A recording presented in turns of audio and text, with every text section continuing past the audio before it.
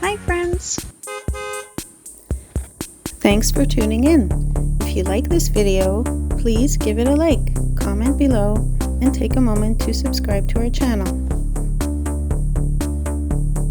Welcome to St. Ignace, a charming town on the shores of Lake Huron in Michigan's Upper Peninsula.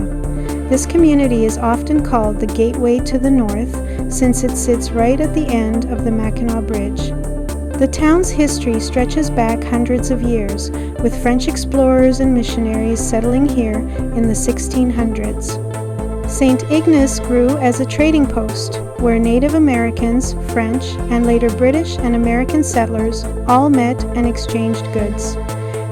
Today, the town celebrates its mix of cultures with museums, historic sites, and local traditions. Whether you are here for a quick stop or a longer stay, St. Ignace offers a warm welcome and plenty to discover. Thank you for joining us on this tour of St. Ignace, Michigan.